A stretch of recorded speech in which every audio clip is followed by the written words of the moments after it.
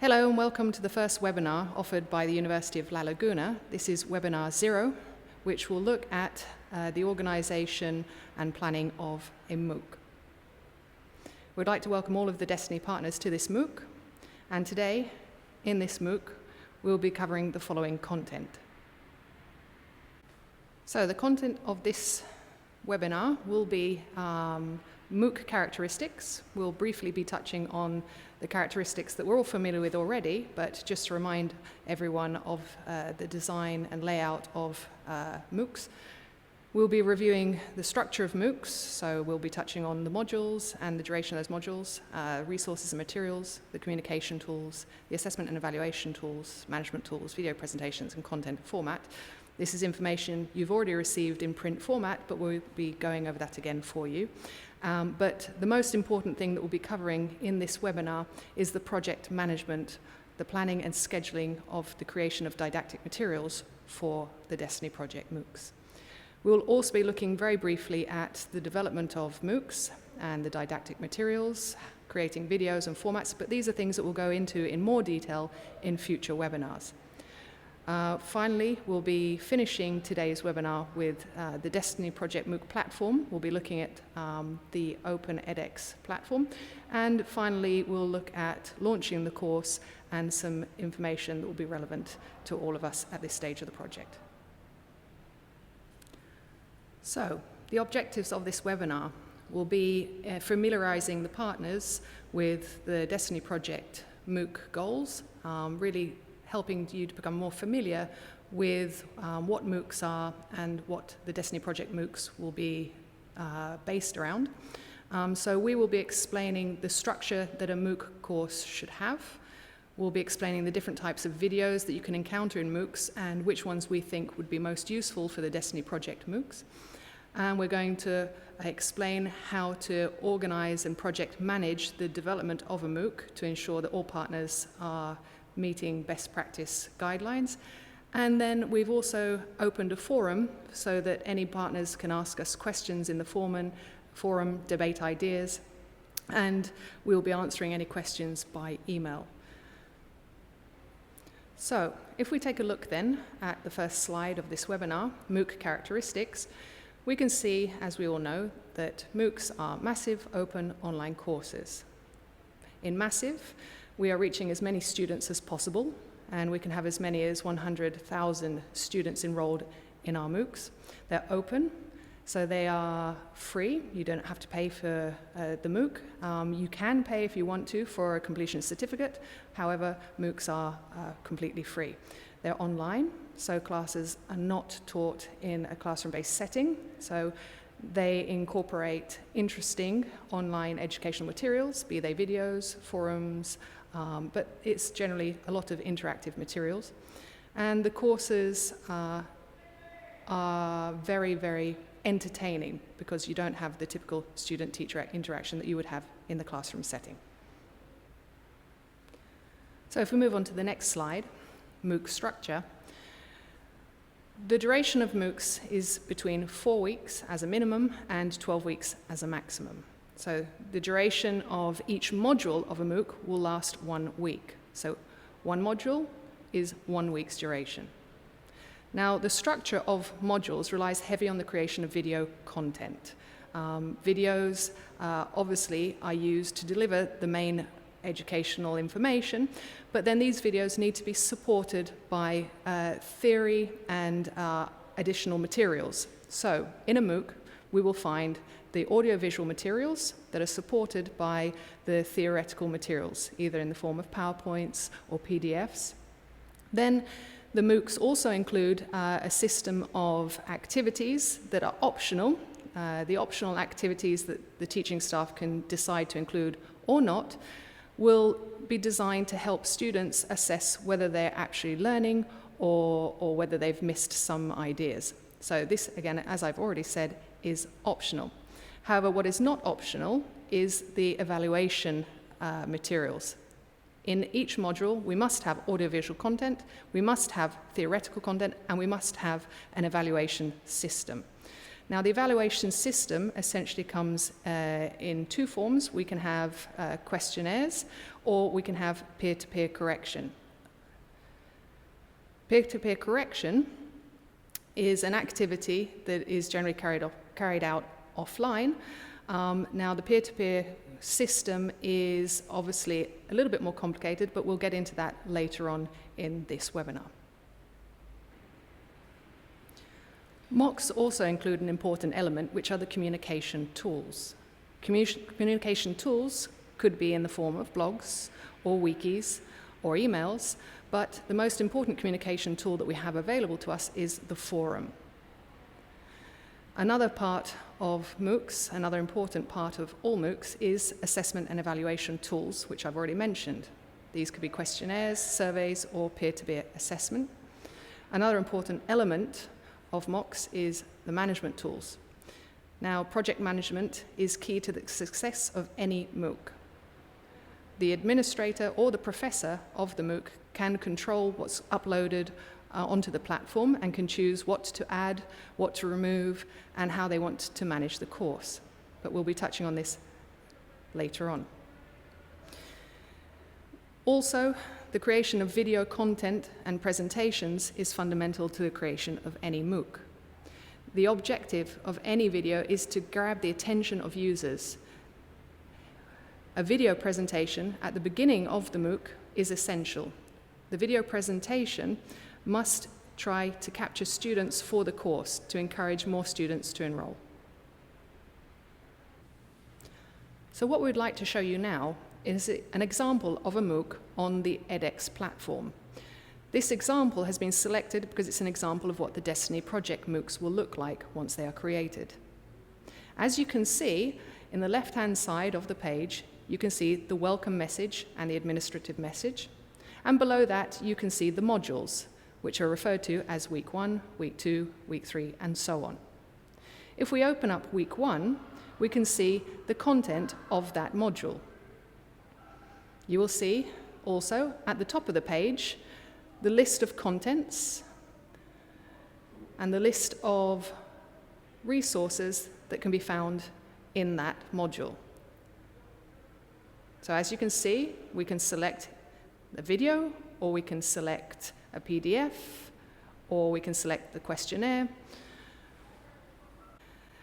So, having looked at the example of the platform, we would like to now make some recommendations about each module and the workload associated with each module. Our suggestion is that we do not go over 3 hours per week in terms of workload for each module. So each week, students should encounter no more than 3 hours of work. Now, in terms of the design of the MOOC overall and how many modules to include in the MOOC, we recommend a minimum of 4 modules and a maximum of 12 modules, with 1 module being run each week. In terms of the audiovisual material to be included in the MOOCs, there should be no more than 60 minutes of video per module and no less than 30 minutes of video per module. But that video must be broken down in easy bite-sized sections. So each video should be no less than 3 minutes long and no more than 12 minutes long. The reasoning behind this is because students will lose their attention span at 15 minutes. So videos should be under the 15-minute mark, with our recommendation being 12 minutes at most. In terms of theory and support materials, we recommend that for every 30 minutes of video content, at least 2 support materials are provided to students. In terms of evaluation, now this is where people can vary. In terms of evaluation, we like to offer evaluation at the beginning of the course or assessment at the beginning of the course to find out students' prior knowledge. And then we like to carry out assessment at the end of the MOOC. However, some teaching staff want to carry out assessment halfway through the MOOC.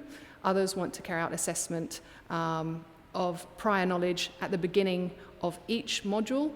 This is something that will be discussed by the partners and the teaching staff involved in the creation of the MOOCs. In terms of community and communication, as we said previously, forums are a must in any MOOCs that are being created. The forums are designed to create discussion amongst students. Teachers will have little involvement in the forums. These are all about students getting feedback from other students about the information being learnt. So it's not going to dramatically increase the workload for teaching staff. There's also the inclusion of wikis, so sending students out of the MOOC to external sites to find information. Teaching staff can also use blogs if they wish to add additional materials to the MOOCs. We could also include bibliographies and other links, or we could include emailing resources. So if we take a look at the sorts of video content that you might find in different MOOCs, the first that we would like to make reference to is the sort of video content that you'll find in a lot of MOOCs. Polymedia. Now, polymedia is usually created by the audiovisual department of a university. There are certain advantages and disadvantages to the use of this type of media. As you can see, the media involves the teaching staff actually presenting their presentations. However, the creation of this type of video content is much more laborious.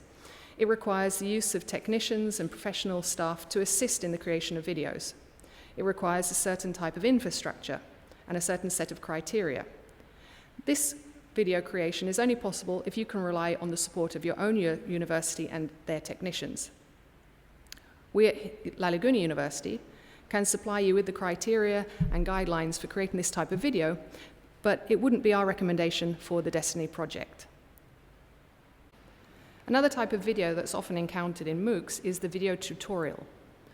It also gives professional results, but the advantages of using this type of resource is that no prior knowledge of video creation is needed. Videos can be created by Destiny project partners or teaching staff easily, with very little training, and it's very economical, if not free. In this option, the teacher can choose either to appear in the slide whilst giving their presentations at the bottom of the screen, or not. The third type of video that you often find in MOOCs, again, relies on the collaboration of the media department of your university, if you have one. This system involves the technicians connecting several cameras and audio devices together and editing the videos. This obviously reduces the workload for the teaching staff because the technicians will carry out the editing process. However, it will create delays in setting up the recording of any content for MOOCs. So, what are the advantages and disadvantages to the three that we have offered? Well, the disadvantages to the first type of video and the third type of video that we've explained are that you will have to rely on the assistance of a media department at your local university. If you don't have this, this means you won't be able to create the videos that you are wishing to create. The second option that we presented will obviously allow anyone and everyone to create video content for their MOOCs. So for the purposes of the Destiny project, we believe that this is the most useful piece of technology available to us and the most useful video available to us at this stage. So, how can you create this second type of videos, the ones that we're recommending? Well, you can use a piece of software called Camtasia, which we have got listed here on slide number 11. And this software is available at the website link below, which you can also see here on the slide. Now, this program costs about 70 euros, so you need a license to be able to use it. However, the University of La Laguna will be happy to provide you with our license that you can use it at no cost to yourselves. We're obviously conscious that we're trying to assist other partners who may not have much budget. And we'll also be providing with a link to a tutorial on how to use this, but in our future webinars, we will be going into detail on how to use this software. Now, an important thing to keep in mind with regards to using this software to create video content. Partners can either choose to let teaching staff create the content by themselves, because it will require very little training to get started, but the partners will have to provide that training to teaching staff. And They can either decide to let the teaching staff go off on their own, make the videos and upload them, or they can participate as assessors and assistants to teaching staff while they're actually recording the videos. Now, we believe that it's the role of the university, or of the Destiny partners, we should say, to actually ensure quality control during the creation of video content. So we would like to see, in an ideal world, partners being involved in the recording of videos to ensure quality of video content. So this really leads us into the next couple of slides we'd like to present today, and that's the role of the Destiny partners as project managers when it comes to creating the Destiny Project MOOCs. So, during the Destiny project, one of the most important roles that the Destiny partners will have will be in project managing the creation of their particular MOOC. Now, to help you with this, the University of La Laguna has created in Google Drive the folders that will serve as a template for your projects. Now, the folders contain the different ways to organize the PowerPoint presentations, the activities, the complementary resources, the questionnaires, and the video content that will be needed for each module of your MOOC. In addition to this, we will be explaining how to organize and use the content of these folders. So let's take a look at Google Drive then. And in Google Drive, you'll see that we've shared with you a model folder which contains the different folders you'll need and the different resources you'll need for project managing your Destiny MOOC.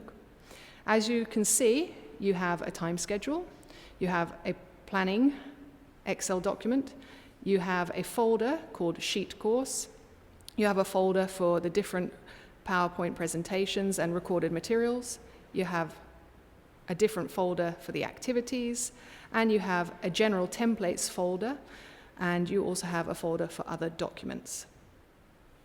So, the first thing you need to do is you need to go to the folder called Sheet Course, folder number 1. In that folder, you'll find a Word document that must be completed by the academic staff or the teaching staff of your MOOC. The most important part to be completed is the subjects and content section. In this section, the teaching staff will not only give the name of the module, but they will also give you indications of what sort of materials they'll be including in the module.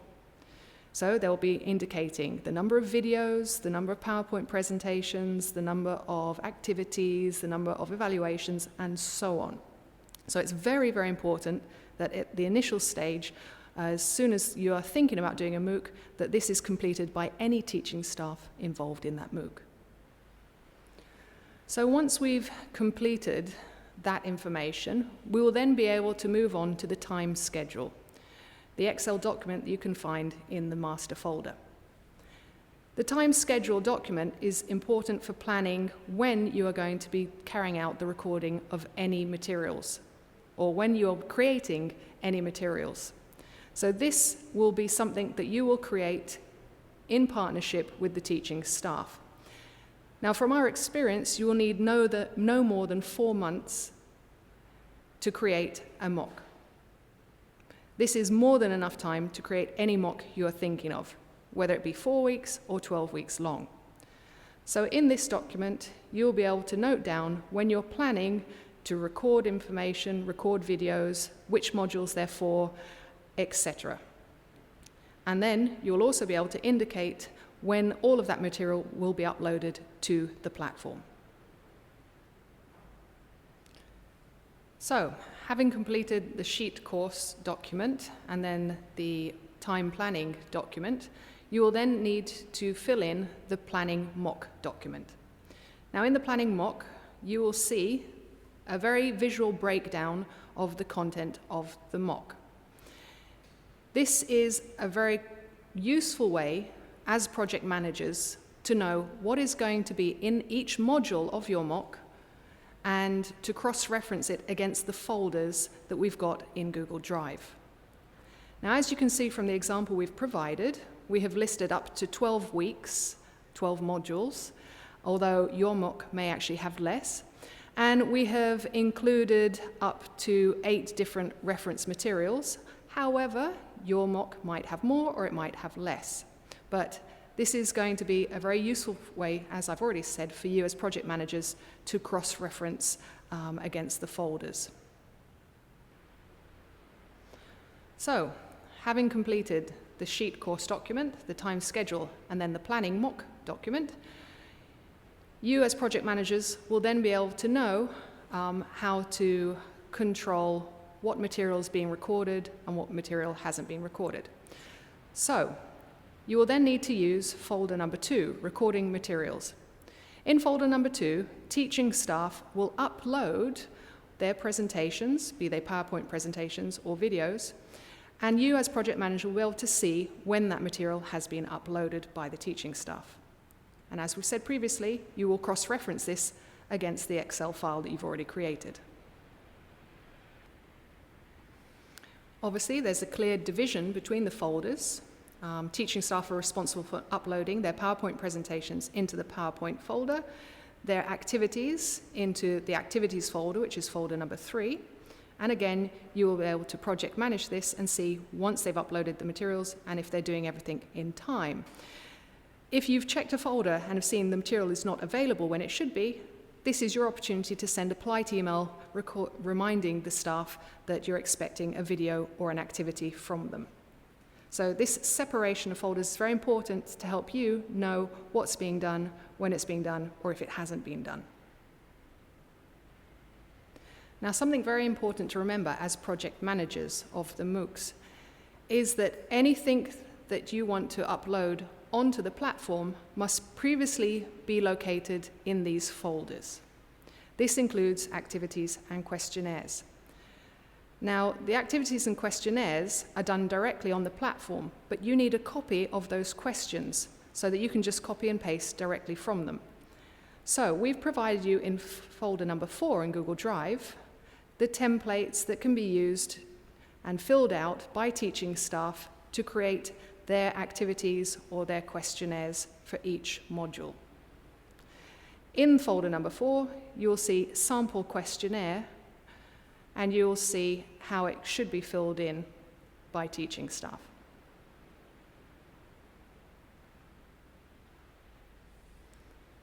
In folder number 4, you'll also find a template for peer-to-peer activities. This template is very useful for teaching staff when creating peer-to-peer activities. As you can see, it contains details of the module in which this peer-to-peer activity will take place, whether it's obligatory or not for students to participate in it. Now, you'll see that we've marked in yellow the start date and end dates. As we don't know when the MOOCs will be running, we're going to leave this information blank for the time being in this template, but once you're on the platform, once you know the dates that the course is going to be running, you'll have to include these dates directly in the platform. Now, at the bottom of this file, you'll see that there are instructions that are needed to correct the activities. Now, a peer-to-peer activity is an activity between students, where students correct the work of other students. But of course, they're going to need to know the evaluation criteria for the correction of their peers' activity. So, this is the space where the teacher will describe the criteria for students.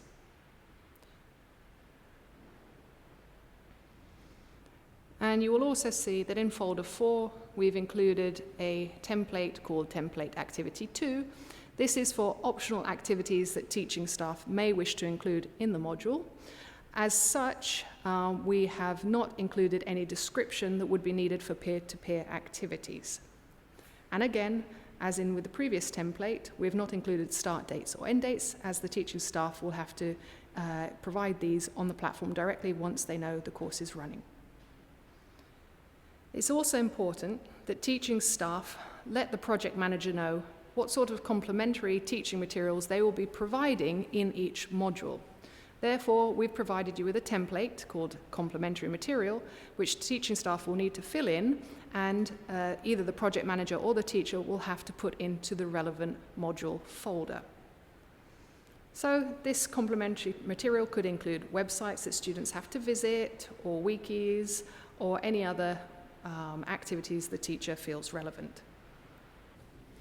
So just to go over all of that again for you so it's clear, the folders that will be used for uploading the content of the mocks for each module of the mocks will be folders 2, 3, and 5, and also number 6, other documents. And you'll find the templates in folder number 4. So teaching staff will be responsible for uploading or sending you the content that will be uploaded into these folders. So these folders are essentially used to gather all of the material for your mock before even beginning to look at the platform or thinking about uploading anything to the platform. You will only start uploading to the platform once these folders are 100% complete and you have the full mock course ready in these folders. So now on to the interesting part of this webinar, the development section, how to create videos. Now, we're going to go into this in much more detail in our next webinar, but for the moment, we thought it would be interesting for you to know what software you could use if you wanted to create video content. Now, bearing in mind the limitations that some partners may have in terms of accessing audiovisual services at their university or at their business, we're aware that we're going to need to provide options that are free and accessible to anyone and everyone, no matter where they are, in terms of geography, whether they're in the workplace, whether they're at home, and so on. So, we would like to recommend 3 different pieces of software. The first is Camtasia, that's the one we've mentioned earlier, and you can see an image, a screenshot on the right-hand side of this software. You will need a license for it, but we can provide you with that license to save you spending 70 euros on that. This is software that can be used to create good professional quality videos, and it's being used very often in MOOCs all over the world. The second one we'd like to recommend is Screencast-O-Matic, and the third one we'd like to recommend is Explain Everything. Now this is very useful for those of you who have iPads.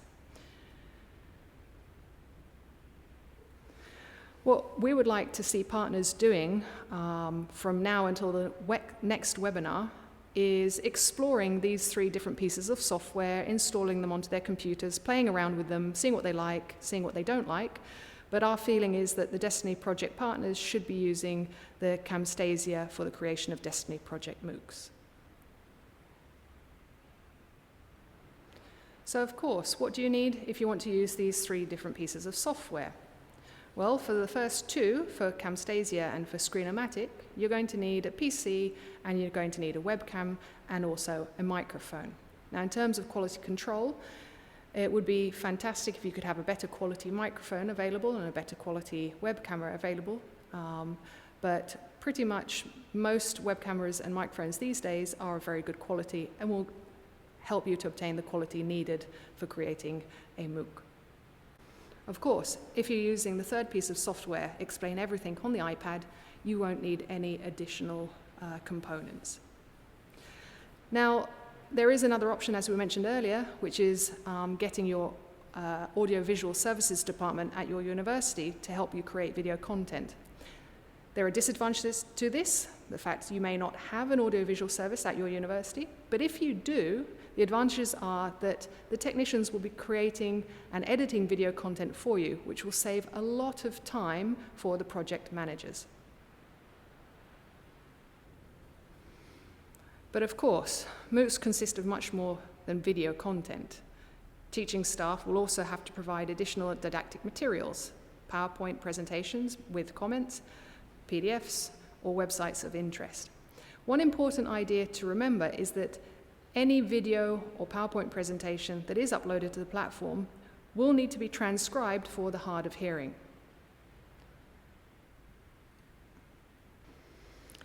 So, once you've finished planning with the teaching staff the content of the modules, once you've finished gathering all of the content together into your Google Drive, and once you've reached the end of the project management process, it's now time to think about creating the video presentation for the mock. This video presentation, which will be used to advertise the Destiny Project mock, is very important. It should be very creative. It should be of very high professional quality, because the objective of this video presentation is to capture the attention of as many students as possible. It should explain what the course involves. It should explain all of the information that will be given during the course. It should explain how long the course lasts, the objectives of the course, the contents, how the activities will be delivered, and what sort of accreditation may be obtained at the complete end of the course. In the next webinar, we will give more information about how to create this video presentation. So we would just like to come to the end of this webinar by going back to the edX platform and the example of a MOOC that is on the edX platform. This will look very, very similar to our Destiny Project MOOCs. However, ours will be branded with the Destiny Project logos and will obviously contain the course content that each of us creates with our academic staff. So on the left, you can see the welcome message, which we have just mentioned. And then you will see the modules broken down into week 1, week 2. And if we click on, for example, one of the subtopics of Module 1, there's a toolbar located at the top of the page where you will see the content that is available in your Google Drives. So that's the content that is uploaded onto the platform once completed. Now, it's important to remember that the order that the content appears on the platform is the order it's uploaded. So teaching staff must be very clear in how they want students to progress through the content. So, we're now ready to launch the MOOC. At this particular stage, once we've gathered together all of the material and we're ready to launch, and we've uploaded the material onto the platform, and we've opened the course to students, we must remind teaching staff that there is very little work for them to do. We must remind them their workload is not going to be dramatically increased as a result of us running this MOOC. What we should ask teaching staff to assist us with, however, is the forums. Now, we are going to have different teaching staff involved in each module. So, for example, for module number 1, the teaching staff, Professor X, for example, will be asked by the Destiny team to review the forum on a daily basis. Now, the purpose of reviewing the forum on a daily basis is just to ensure that there are no technical problems with the platform. This is not to go in and answer students' questions necessarily. They can if they want to, that's optional, but we are trying to let teaching staff know that they can do as much or as little they want. But the minimum we would ask is that they check the forums for 15 minutes in the morning every day to ensure there are no technical glitches. So that brings us to the end of webinar 0. We'd like to thank you for your time, and we hope that we haven't extended ourselves too much, that we haven't run over too much. So just to conclude then, we would like to say that really our goal with this webinar was to make you familiar with the project management aspect of the MOOCs, to make sure that you're fully aware of how to organize things in Google Drive and how to work with teaching staff to plan content and to set content creation schedules. That for us is the most fundamental element of this webinar. And also, with that in mind, it was very important that we express how we think the Destiny MOOCs should be designed and laid out on the platform. So, if you have any questions, please use the forum to ask us any doubts that you may have, or to ask us for more information on any particular aspect of this webinar. And so, season's greetings to you all. So, wishing you all a very happy Christmas and a happy New Year, and we hope to see you soon.